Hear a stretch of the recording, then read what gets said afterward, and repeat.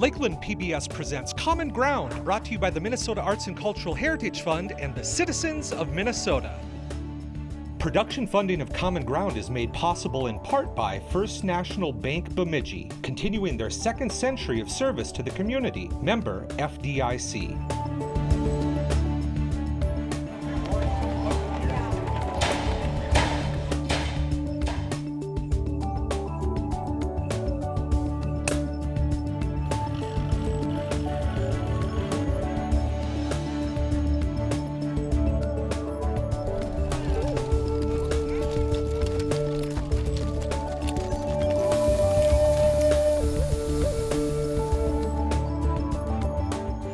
Welcome to Common Ground. I'm producer-director Scott Knudsen.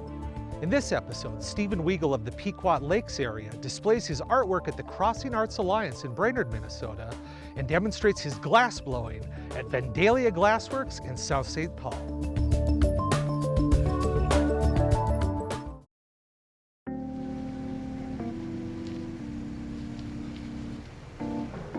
Hello, my name is Stephen Weagel.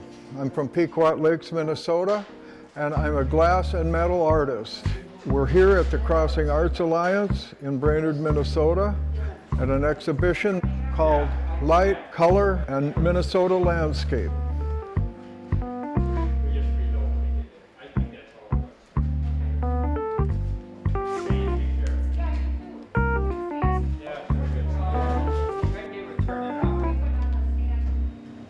I've created the shades down at Vandalia Glassworks in South St. Paul, and I've done all of my metal work.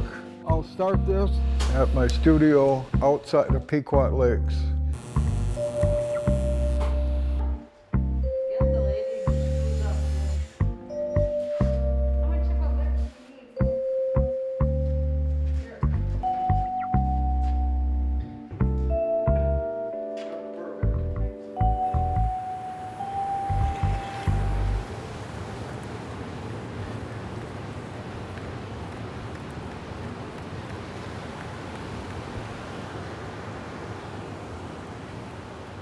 Before I start adding color to a piece, I want to create a form. Harvey Littleton wrote a book way back, and the name of his book was A Search for Form. And for most of us, glass blowers, as we learn to create glass and we learn to control the glass and we learn to create new shapes, then the main concern for me is that it's got a good form. And form, it's called form sense by other artists. And form sense only comes from a lot of trial and error and a lot of work. So my first thought is, what form do I want? Is this going to be a good form? And how do I get there? Once I have the forms worked out in my head, and in the glass, then I can begin to add color to it and let the color enhance the form. I'm going to reheat it. But for most of us, as glass blowers, we're always in a search for form. And of course, that's endless. That's infinite.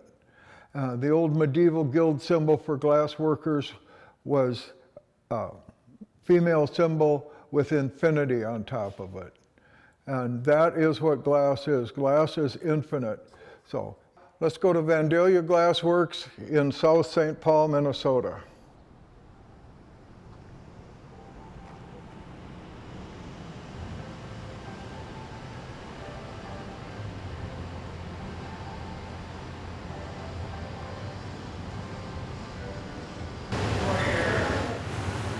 This is a unique situation. This is one of the finest studios in the country.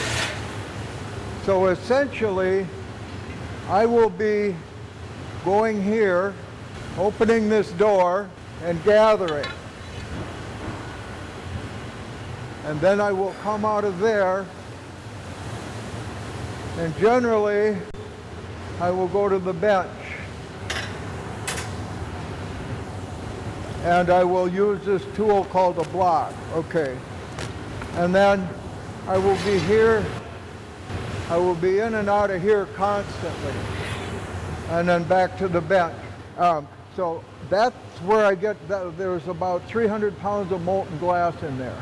That's the melter or the furnace. Back in the old days, we did everything with gas, and it was a kind of a standing joke that an electric furnace, because it's cost prohibitive. Well, now the price of propane and natural gas has gone up to the point that electricity is a viable solution. And the nice thing about electricity is you can seal that tight. With propane or gas, you've got to relieve the pressure. With electric, you can have it shut tight and hold all the heat in there. And this is relatively new in the last 10, 15 years. When I started blowing glass in 1968, 1969, we had to build everything. And now there's a whole industry that build these commercial units. But this is totally state-of-the-art. Craig over here has been blowing glass for 40 years also. And we both feel the same way. We walk in here and it's like we're kids in heaven. There's a lab shade. Hardest working glass blower in Minnesota right here. This guy right here. Okay. So take a smaller gather. You can just see the glass. Actually, it reflects like water. So as I approach the glass with my blowpipe, I'm looking for the reflection. And as soon as I see my blowpipe in the reflection, I know I'm close, because I don't want to have it too deep. I don't want to have glass way down on the blowpipe. We'll let that chill just a little bit. I don't like too much glass up on the pipe. It's a waste of glass and it causes other problems. So I take 2 small gathers to start instead of trying to do it all in one gather. So I just set that up so there's enough glass on there to have a foundation for a shade.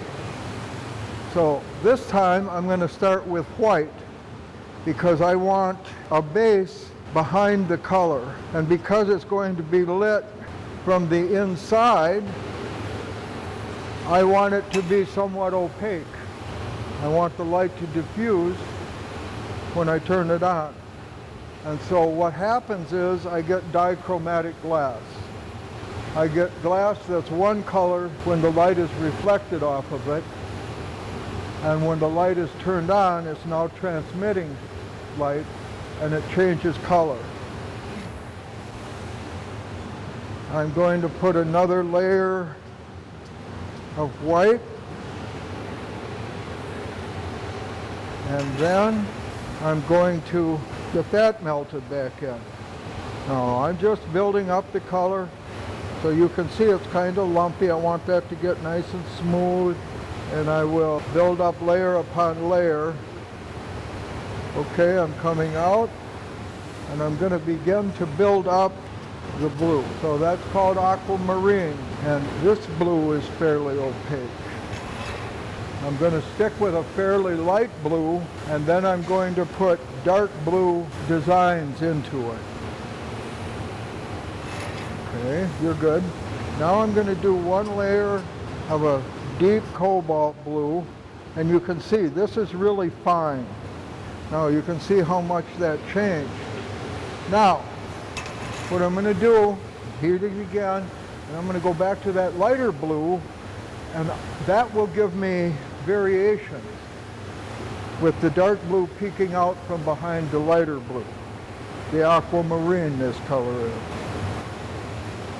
This doesn't take as long to fuse in because it's so fine. Okay, we'll go back. One more in the aquamarine.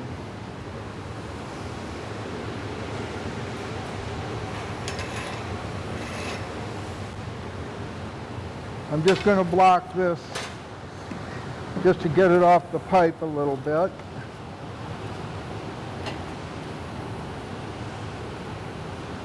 Now what I'm going to do is I'm going to get it into that optic mold.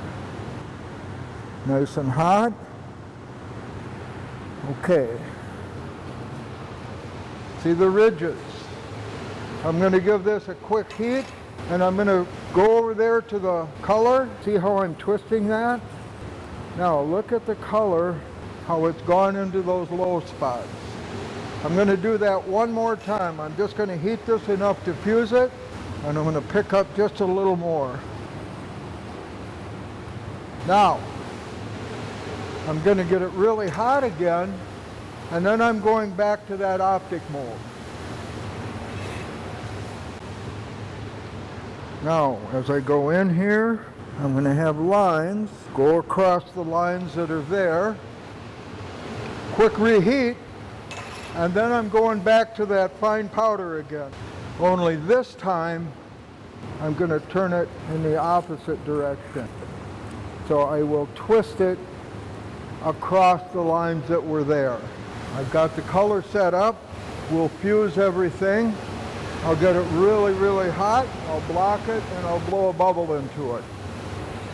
So occasionally I'll just come out and let now. Can you see the pattern that formed in there? It's very subtle right now, but as I blow it out, it will become much more apparent. I've got to get this really hot, so I've got to be a little patient here.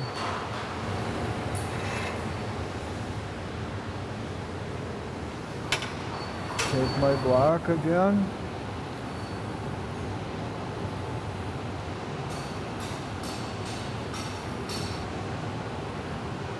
I'm going to go reheat once more. It's not doing quite what I would like it to. Okay, that's better. Now, I'll block it again. Okay, then I'm going to blow.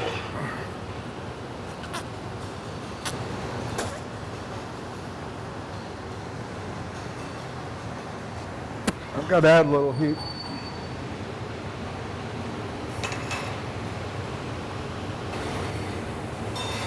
All right, we'll let that settle back a little bit.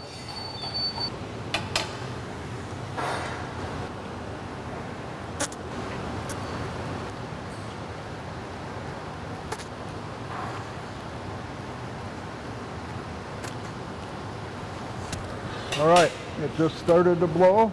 I stop immediately, and I will block that.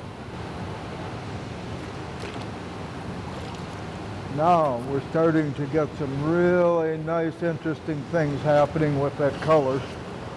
I don't want to blow that out too much, so I just barely puff that one. Okay, we've got the bubble set up. I've got the white peeking through, I've got the light blue peeking through, and the dark blue is on the outside. And I'm going to let this cool. Now, these tools we use are made out of fruit wood. In this case, these happen to be apple wood that I've saved. Cherry wood works. And the reason we use fruit wood is it's really hard on an end cut, and it doesn't have any resins that mark the glass. But most importantly, we use cherry wood or apple wood, the fruit woods, because they don't rot in water. So most of these tools have been in water for 3-4 years before I ever carved the wood. I store the wood in big tubs. And as I need it, I take it out and carve it, form it, whatever it is I need to make. Yeah, most people think it's because it doesn't mark, but one of the main reasons is it'll last forever in water. It'll last longer in water than being out in the air. Okay, we're ready for a big gather.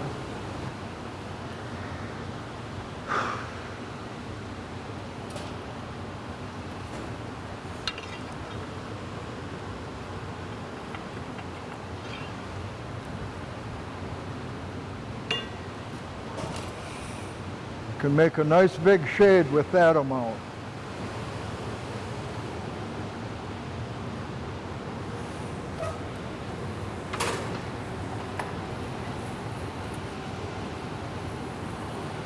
Could have taken a little less, but I can make this work.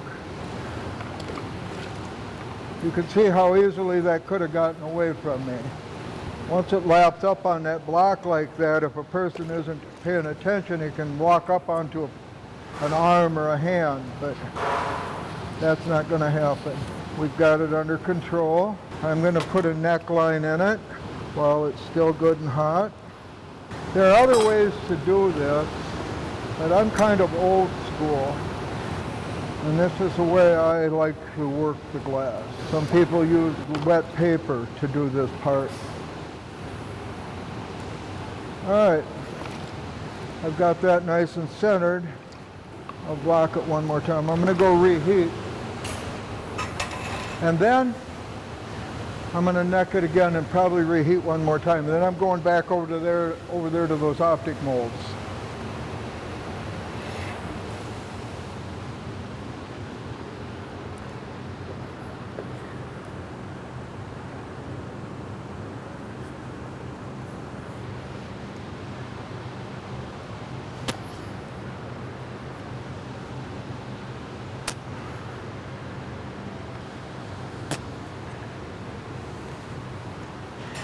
I still need to keep that bottom heavy.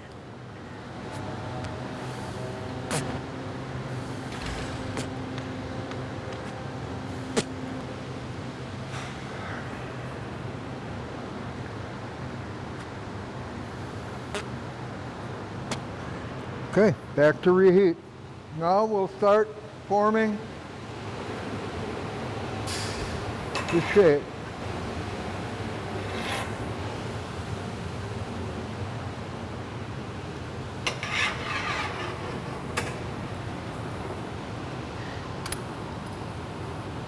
Make sure I've got a good neckline. Chill the bottom. Blow it out.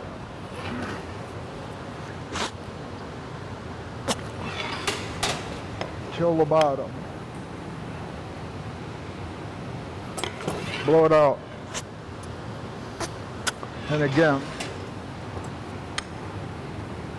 I have to make certain I keep that bottom chilled or it'll get paper thin.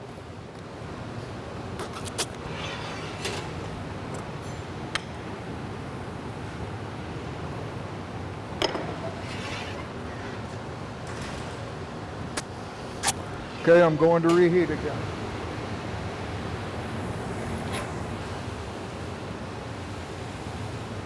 Okay.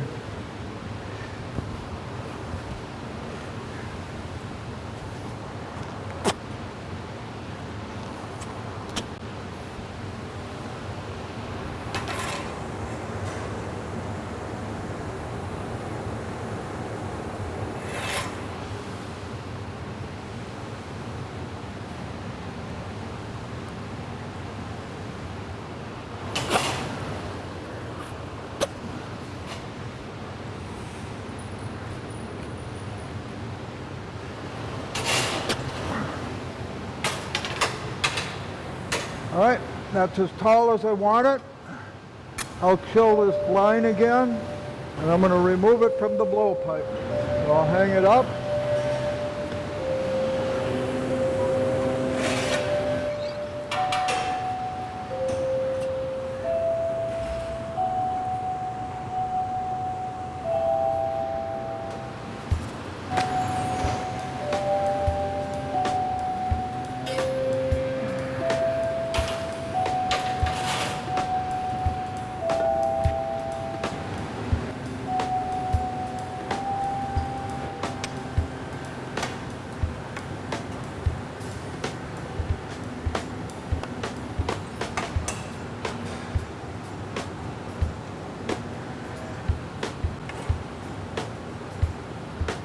A little water.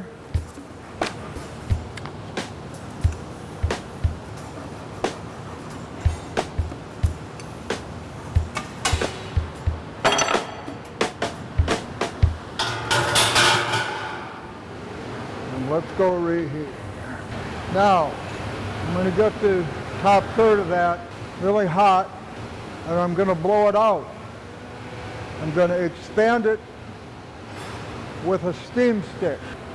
I will get it hot as far back as I want it to blow out, and I'll use my steam stick in it to create pressure so I can blow it without blowing. And the reason I want to do that is I want to expand that, what's going to be the lip end. Okay.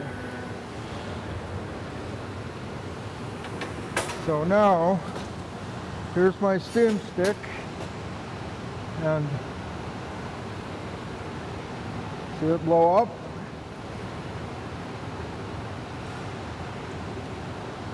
So that expanded that. I need to start that out a little. So now I've got a nice swell to it. Now we'll begin to open it.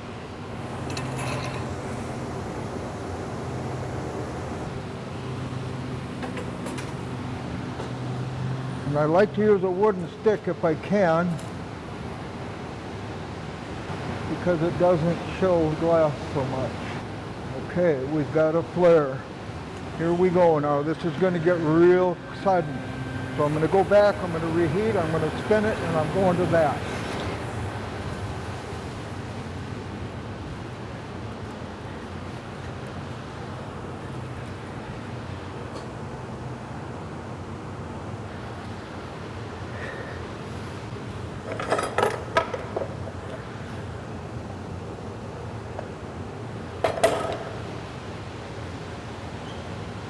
One quick flash.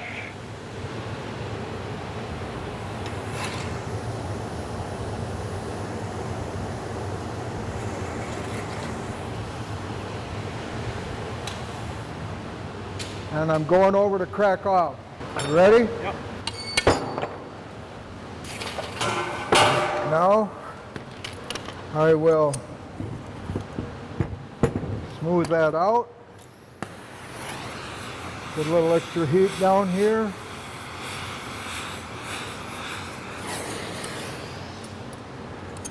And we'll go into the annealing oven.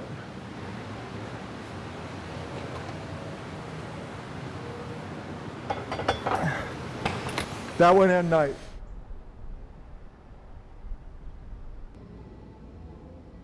Harvey Littleton was a ceramics instructor at the University of Wisconsin-Madison.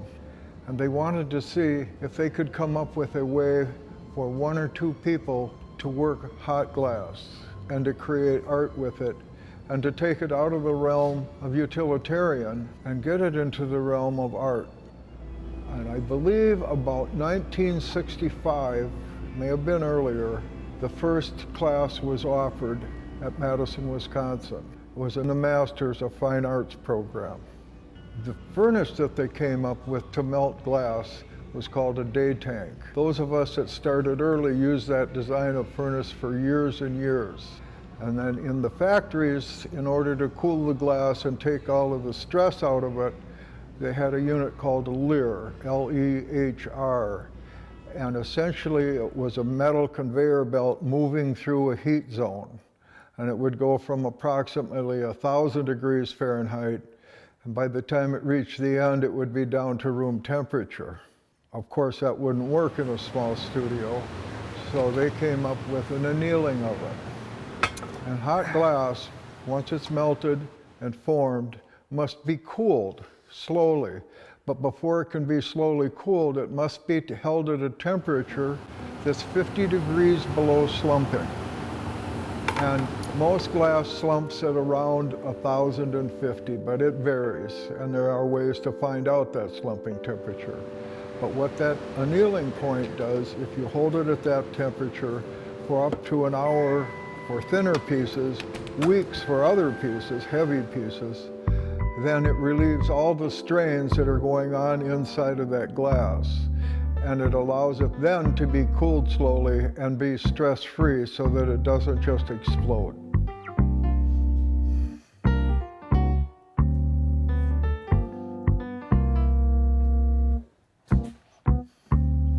And here is one of my finished pieces.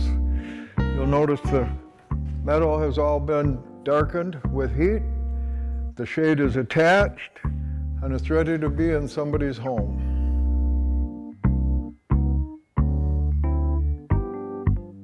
We are at the Crossing Arts Alliance Gallery and Shop in Brainerd, Minnesota at 711 Warren Street.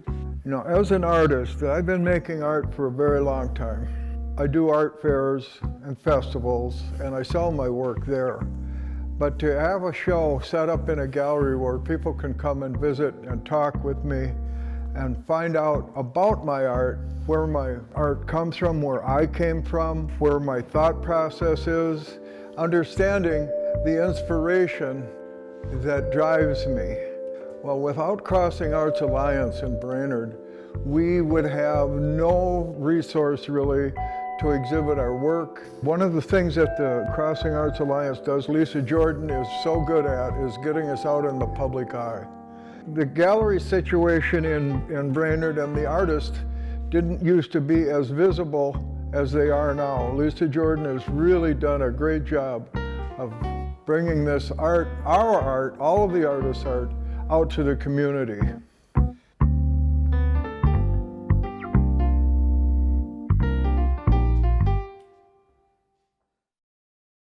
Thank you so much for watching. Join us again on Common Ground. If you have an idea for Common Ground in north central Minnesota, email us at legacy@lptv.org or call 218-333-3014. To watch Common Ground online, visit lptv.org and click local shows.